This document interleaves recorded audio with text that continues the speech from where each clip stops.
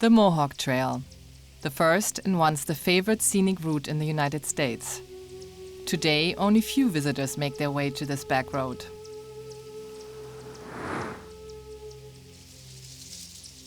Beyond the beauty of its scenery, the road has a long history.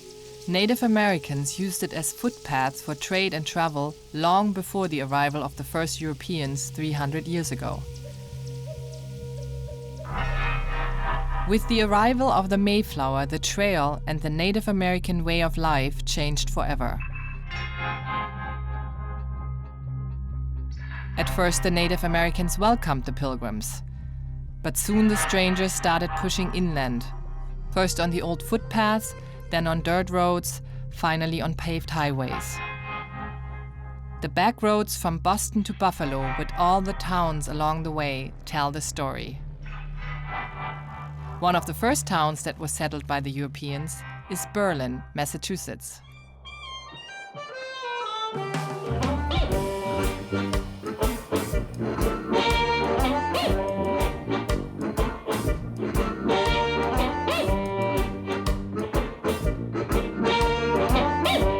Berlin, to me, is like an island of sanity and self-control in a rising tide of insanity as you look around us. When I was a boy, it was like being in heaven. It was the ideal Tom Sawyer, Huckleberry Finn boyhood.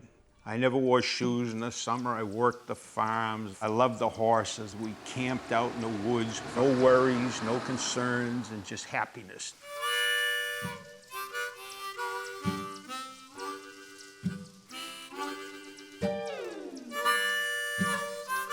My name's Walter Bickford, and I live in the town of Berlin in Massachusetts.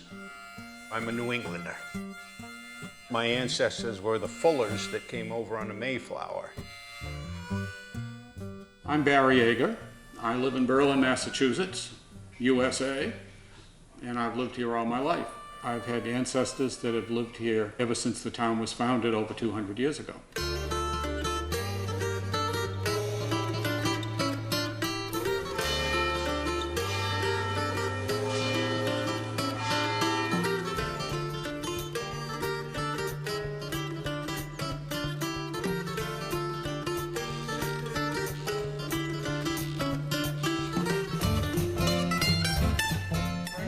Everybody knows what everybody else likes to eat. Yes, everybody knows your business. I've seen a lot of changes in the town, some good and some bad.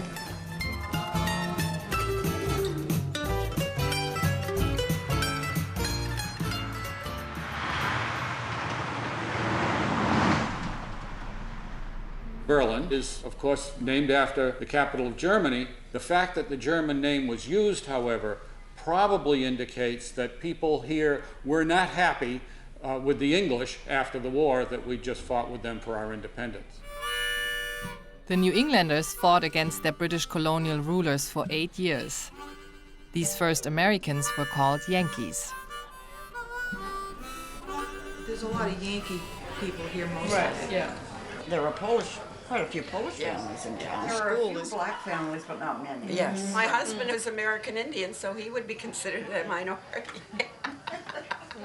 He's not full-blooded, but his father was Oneida from the Mohawk tribe, the Oneidas.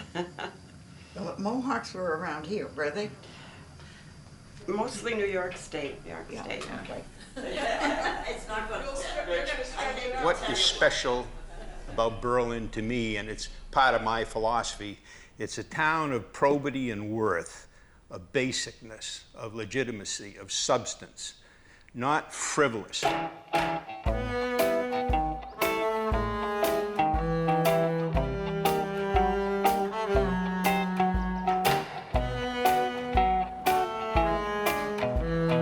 My first name is Willard. They call me Bill mostly. And my last name is Wheeler. And I'm Tim, Timothy Wheeler. I'm James Wheeler. And we all live in Berlin. The farm it belonged to my great-grandfather. Now, actually, I'm the grandfather. And I'll be the son, Tim. And I'm the grandson. Well, we're farmers. There's been generations of farmers. So James is the 7th generation of this family to live on this farm and produce.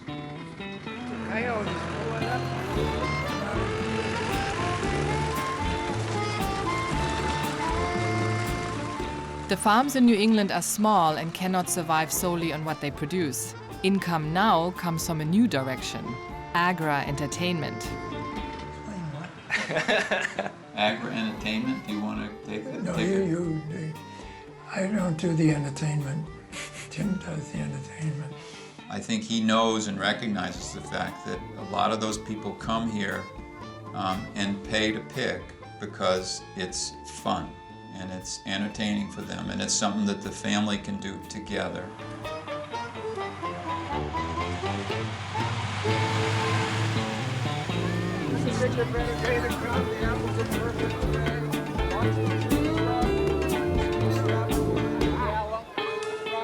Many farms nowadays, in order to attract more business, have this agri-entertainment by having petting zoos. You've heard of these mazes where they grow corn or something, and then they cut paths through them, and everybody comes by the busload, and that's all agri-entertainment. But we don't do that. I'm still sort of trying to figure out what I'm going to do. I have a degree in history, so... Like everything else, as far as the farm is concerned, it's just not going to go on forever.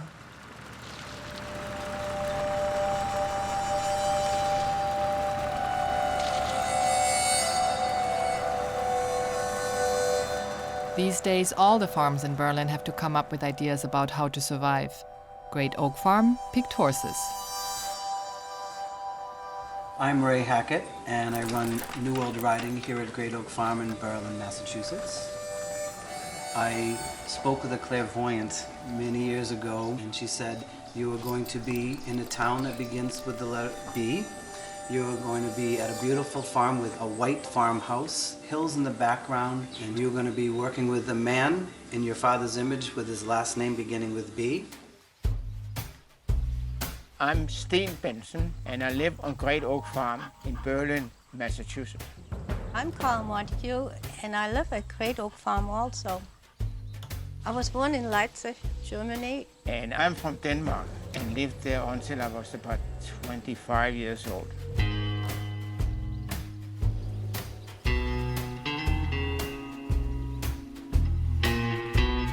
We have an excellent horse trainer who is very good at straightening out horses that has had problems he can work with.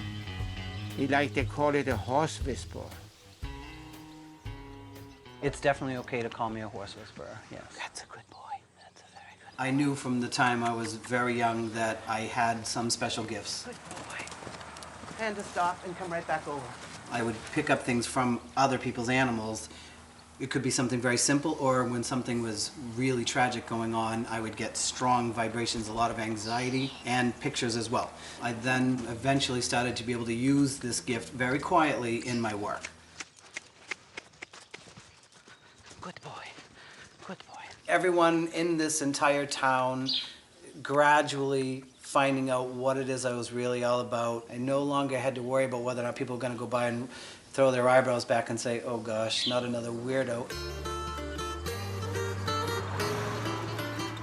If you're not a Yankee, it takes you a little while to be accepted. Well, we're outsiders, of course. You can live here the rest of your life. You're still an outsider.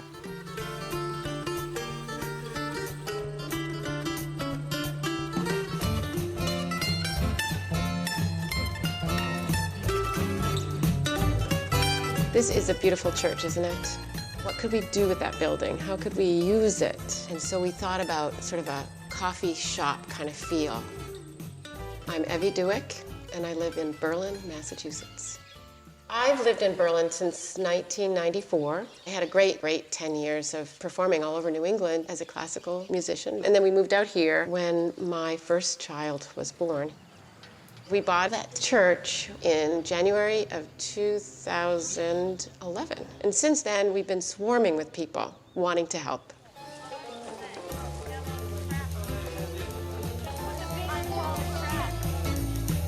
I feel fortunate or lucky that they let me into their community.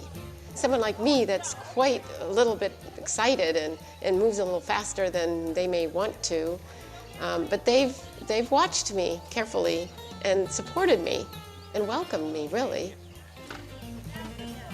I pick a day and I say, this is what we need, and they're there. I think everybody has to find a spot in their life where they can flourish, you know, bloom where you're planted or move.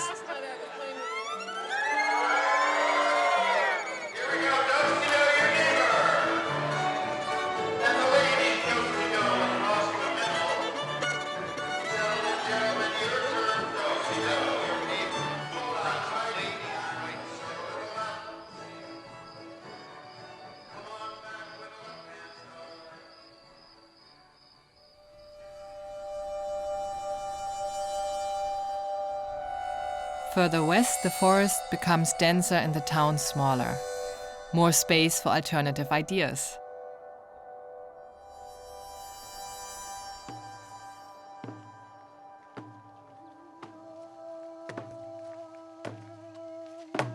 Like peace pagodas.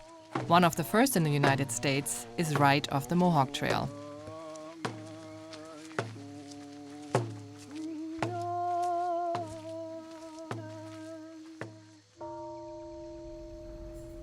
My name is Katja. I'm a nun here at the New England Peace Pagoda. My name is Gyowei Kato, Buddhist monk residing in this Peace Pagoda. To open their eyes to the Buddha knowledge. I would say New England in general, generally speaking, has an energy of, you know, letting people be, but kind of skeptical.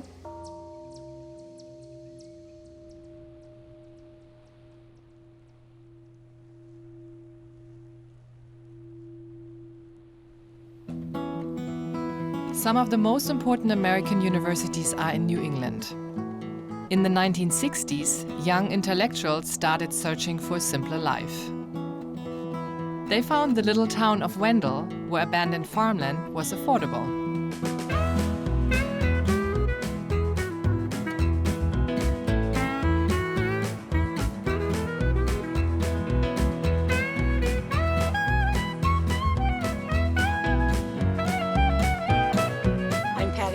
And I live in Wendell, Massachusetts. This is Patty's store. It's the commercial center of Wendell, I would say. The post office, the pub. I'm Lisa Winter, and I live in Wendell also. I've been around where people were saying, oh, those people, they're all a bunch of hippies there. They sell drugs at that store. And I'm like, that's my store. I don't sell drugs at that store. But, you know, it's like it's a perception.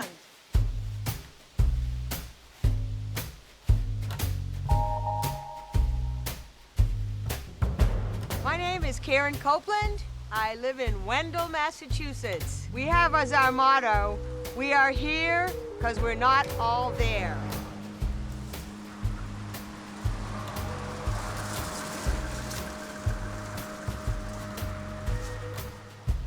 When I moved here 18 years ago, there were many, many people living in teepees without electricity, without running water, and I was absolutely astonished by it, just coming from the suburbs of New York.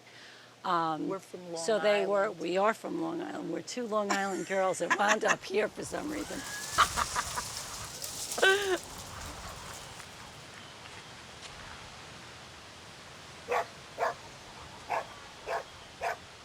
I actually moved here in '86, but like many people I set up a tent, took down a barn with a friend, and started building.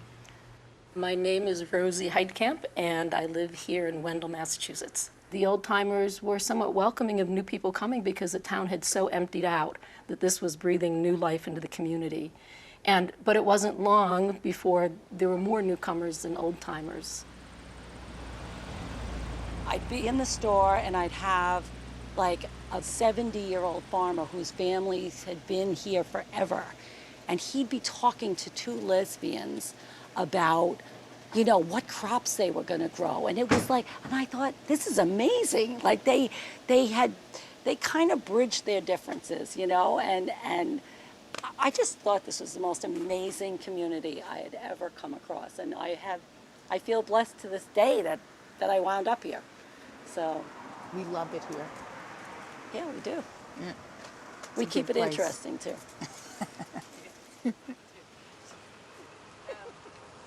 Charlie has been the postmaster since I've been here for 18 years. I had friends from Long Island. They wouldn't buy stamps until they came up to visit us because they loved to come and buy stamps from Charlie.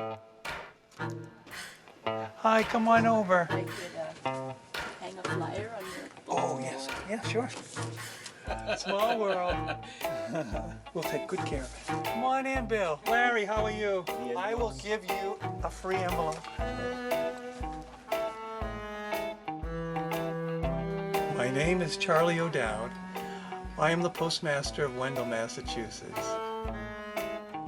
The Postal Service of the United States has as its emblem the proud eagle. Here in Wendell, they've chosen another bird, and it's the stork. And some say that it looks a lot like the postmaster. Let me see what else I can do. It's a community post office.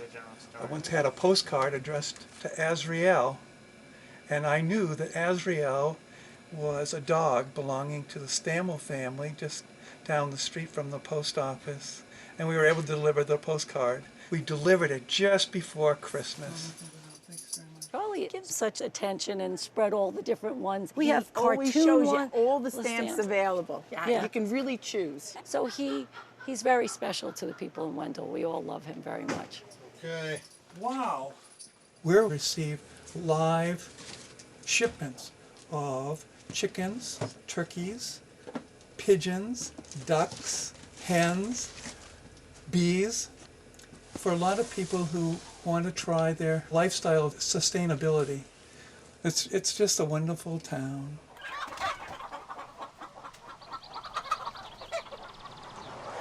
At this point in time, it's pretty hard to have high-speed internet at your home, and people still need to come to the library for the internet. I think we're in this kind of special time before all the teenagers are constantly just plugged in and not communicating. A lot of our moves, our personal choices, are still about how do I fit into the bigger context. Anything that happens in the town happens because people take a personal initiative to make it happen. My husband and I, we rearranged the store in order to make the space that is now the Deja Brew, the pub. So we felt like really needed a night spot here.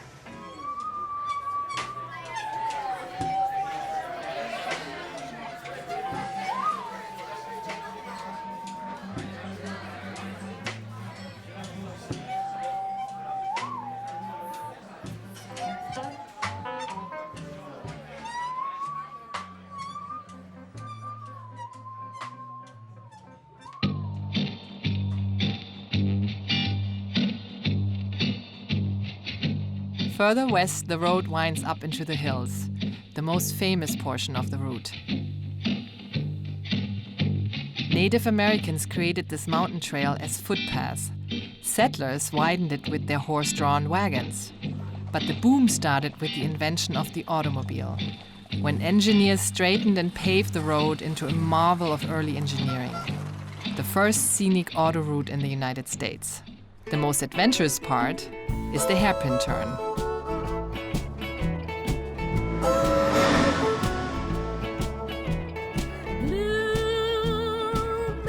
My name is John Morris, and I live here on the hairpin turn. At the time, 1914 or 1920, my mother's uncle, when him and his brother were younger, they would sell water here on the corner for the old cars because they would have to come up backwards because there was no injection for the fuel to get in the motor, so they drive up backwards so the gas would head towards the motor, and they would overheat a lot. Years later, my Uncle Don was there with another guy selling gifts, and a truck came down. And it went right through the building, and they just escaped. They escaped with their lives. It blasted out some of this ledge. It turned the building 90 degrees.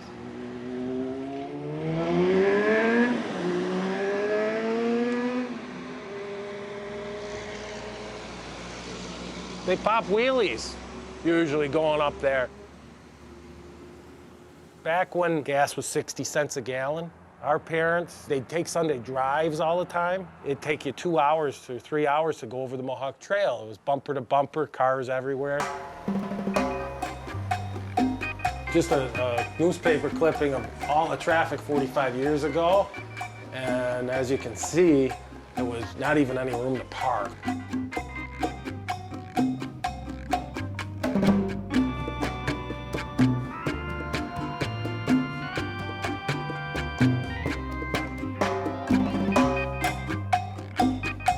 The highest town on the Mohawk Trail is Florida, with an elevation of 2,000 feet. No problem for today's automobiles, but earlier models often ended up in the shop. My name is Stanley Brown, and I live in the town of Florida, Massachusetts. Right now, we're inside of my garage that I ran for 31 years. The Mohawk Trail came right through a section of my grandfather's farm. My father would have been 14 years old when the road was completed.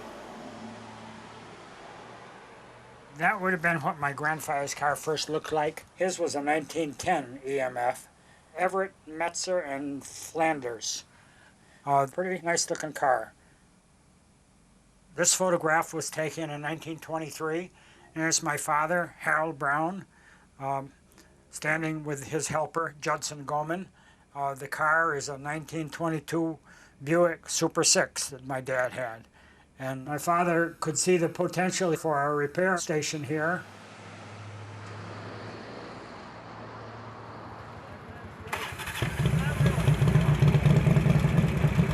Hey, thank you very much.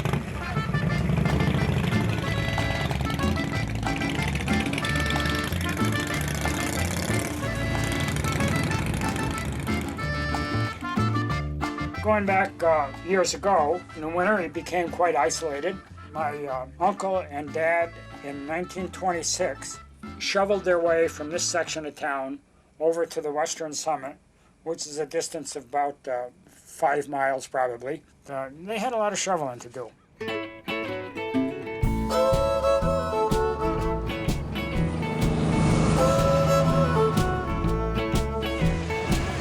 Right now we're at the Whitcomb Summit, and it's the highest point on the trail. Please forgive me.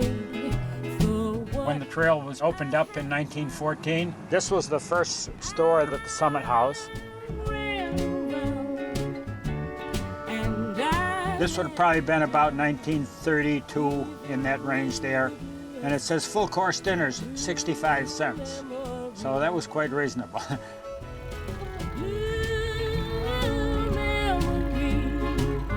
For the first time in the United States, a road was created solely for leisure travel and tourism. As famous then as only Route 66 is today. I have a whole cabinet full of salt and pepper shakers, but these little chairs are from the Mohawk Trail. If we didn't have these souvenirs, we would really never understand what the Mohawk Trail was. I'm Nancy Fitzpatrick, and I collected hundreds of souvenir objects from the Mohawk Trail. It's just a road, but they were so excited about it because it was the first of, highway to be built with the automobile in mind. And, they were excited by this. I mean, really. And look at this. I mean, is he not fun? The Indian Trail route from Boston to Buffalo via Mohawk Trails. our wonderful Indians who we learned to love too late.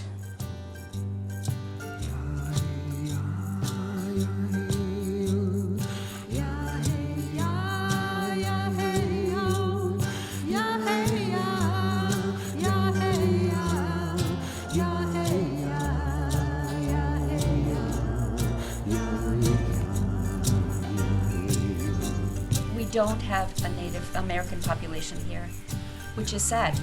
What does that mean? Did we kill them? It's really sad. Let's fix it. Let's do what we can to make it right. Let's at least be respectful.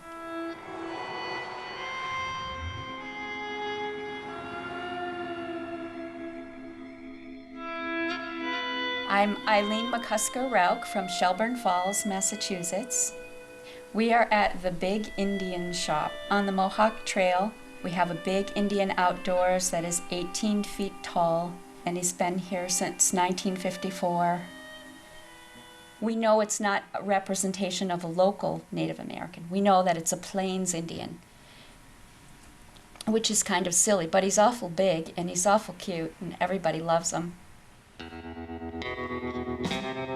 Although the vistas are still breathtaking, today the Mohawk Trail is nearly forgotten. The small abandoned cabins along the road are some of the last remnants of the time when automobile was king.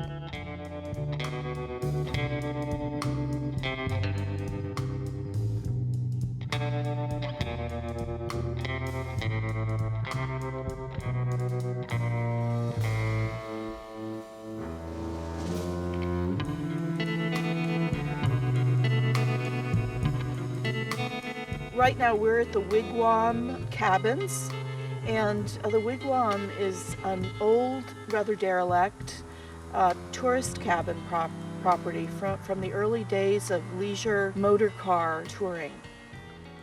Being a hotel owner, I bought the property about a year ago. I was used to seeing these cabins, and I couldn't drive by them without feeling a pull, without feeling somehow that they needed to be revived. There, at one time, were as many as 20 cabins here, and of course the souvenir shop.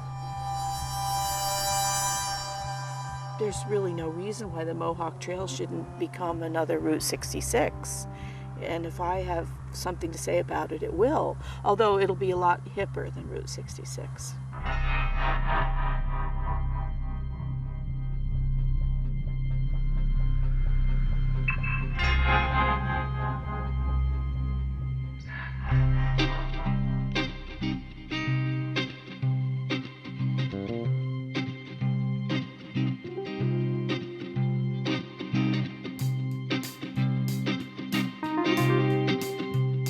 The Mohawk Trail winds down into the valley to the small city of North Adams.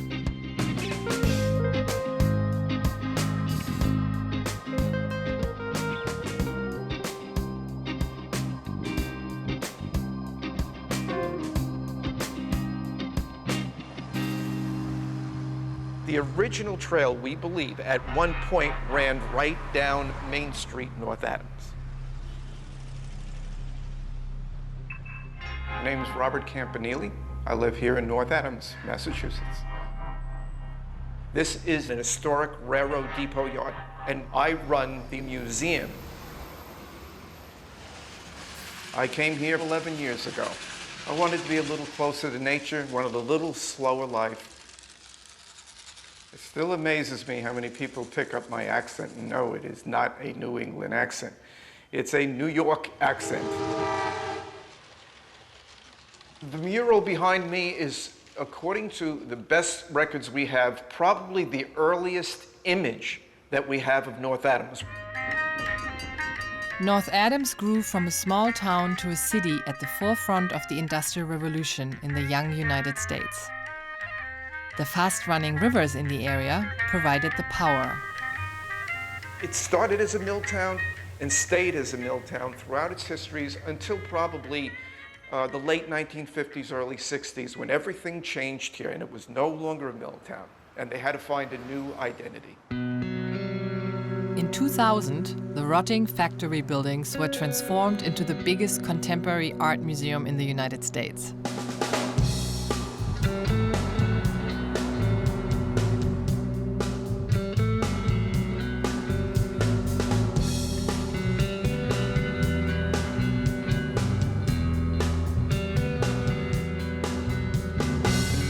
This entire area was once the industrial center of the United States, until manufacturing changed and jobs moved away.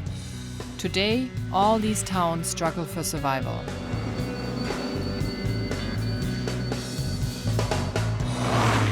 At the border of Massachusetts, the idyllic Mohawk Trail ends and turns into Route 2, heading into New York State, which is bigger, has more people, and more problems.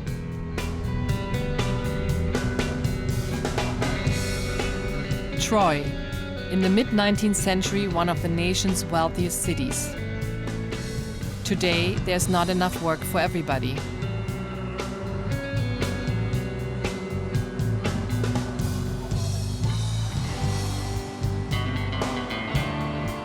I'm Pastor Willie D. Baycode of Troy, New York, and I've been here at the Missing Link Street Ministry for the past 4.5 years.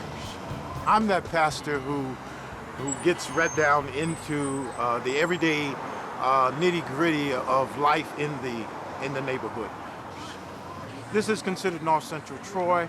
I consider it to be one of the most disenfranchised area in Troy.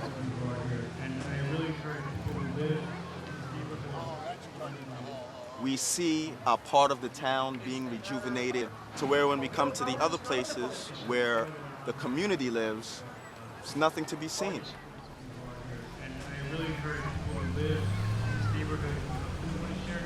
Well, I actually am a professor at RPI, which is only 5 minutes away, so I see this neighborhood as in the shadow of a privileged institution. I was horrified when I realized that I had spent over 10 years at the institution without even ever going this direction, because there'd be no reason to go. What should we shoot next? What do you want to shoot? Casserole chicken. Okay, let's go! From Troy, the route leads west to Amsterdam. Amsterdam's industry exploded when the Mohawk River was discovered as gateway to the west. Today, the chimneys are the only reminders of that time.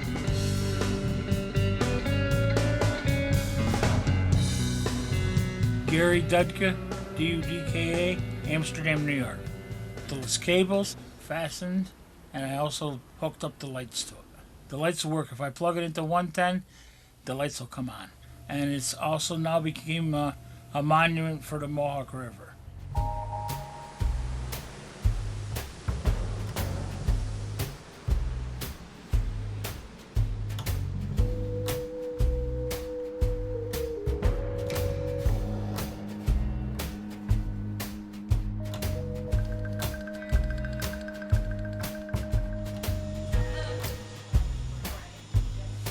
We are in Amsterdam, New York.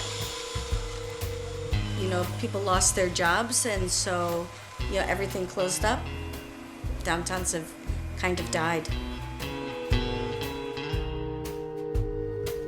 Since there's so many empty buildings down here, a couple ladies who are very artistic decided rather than have empty windows, let's decorate the windows. At least it'll look nicer. And so they did, and so they decorated that building as if it was still a working place to buy ice cream.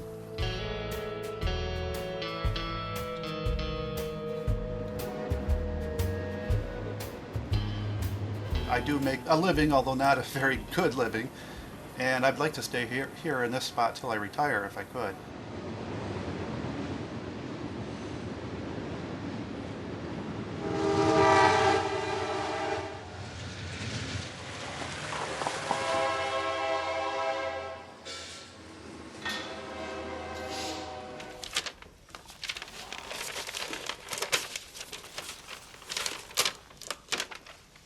Here's a picture of my salvage yard. And there's a picture of my house. I'm the only Polish boy that lives in front of his junkyard. Right here to the left is my horse paddocks, because I raise harness horses and I breed them. And there's a picture of me driving a horse. I'm a driver too. I'm a workaholic. I love to work. I love to do things. So I do them. My sons were a very, very big help. And my wife, you know. You think when you have that many children, excuse me, it helps, you know. This is her ashes of my wife. When you get cremated, this is where you end up. Ashes to ashes, they said in the Bible. And she asked me to have her cremated. And she didn't want me to put the ashes in the ground because she didn't like cold weather. So she says, could you leave them in the office? And that's where she's been ever since. But she was a good woman. I'm very proud of her.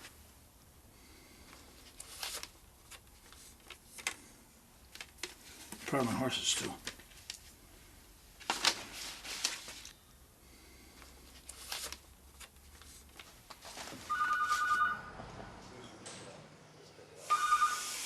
That's good.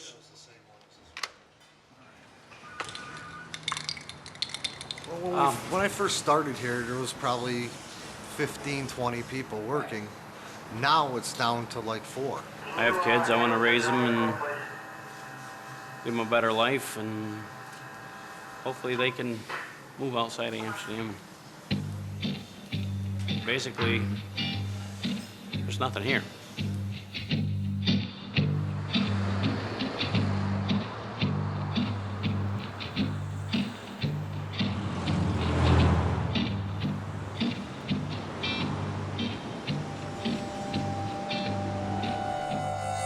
Only 15 minutes west, outside of Amsterdam, is nothing but rich farmland. Here, miles away from the tourist attraction Mohawk Trail, is the Mohawk Valley. This was the territory of the Mohawks before the settlers came and Native Americans were moved to reservations in Canada.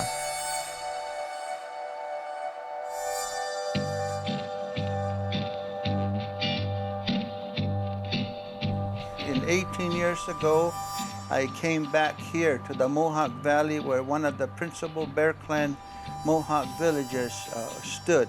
It was the village of my great-great-great-grandmother. My name is Sago Gwanyugwas. That's my Mohawk given name, Sartam Porter in English. I belong to the Bear Clan. And we bought this land back, and our elders were very angry that we had to buy our own land. But in order to avoid trouble, we did buy the land. And we've been having cultural, traditional teachings and language teachings here ever since, and it's become a spiritual place for the Mohawk. Because this valley is the original homeland of the Mohawk people for thousands and thousands of years before the European came here. But the Mohawks bought only a small piece of their ancestors' land back. One of the biggest landowners in the Mohawk Valley is still the Catholic Church. Tom Porter's neighbor has a shrine for a saint who lived in the 17th century.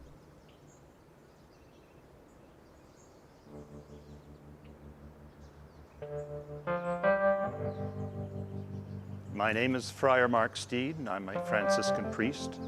And I live in the town of Fonda, New York, and I'm associated with the Shrine of Blessed Gadeli. Gadeli was no ordinary saint. She was a Mohawk girl who lost her family to smallpox brought over by the Europeans. Missionaries converted her to Catholicism. According to the church, she performed many miracles.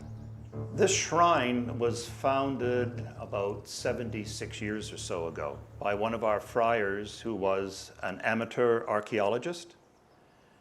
He had a feeling that something special had happened here, and he knew the story of Blessed Gadeli, and he began to explore the grounds in this area to find out perhaps this was the place where she lived, and he in fact did discover it.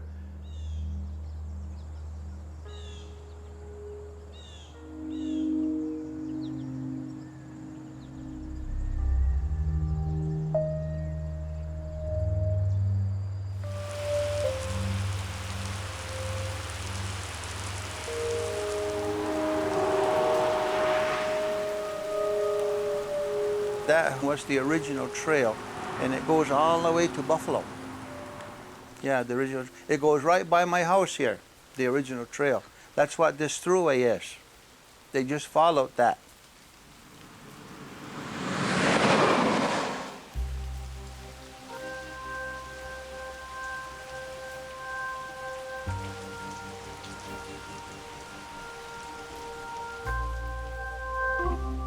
These are not Mohawks. I'm not here. None of these are. All American, making big money using Indian history and stuff.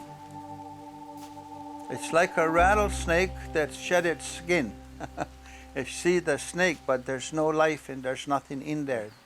There is no spirit in there. This land here is rattlesnake country. In here, the most rattlesnake. And I got one. You want to see him? Watch out, though.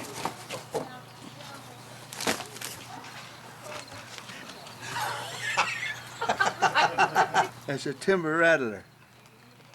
But he's 100 years old. He was stuffed 100 years ago. But he's my pet.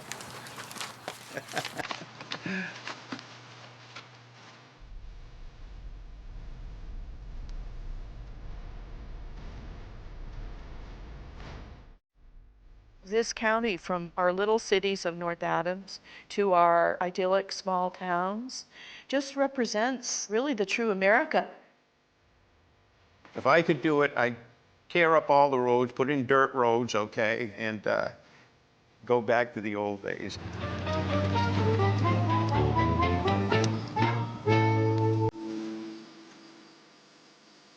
You can roam where fancy leads you, over hill and over dale, but you haven't seen America till you've seen the Mohawk Trail. I mean, really. How great is that?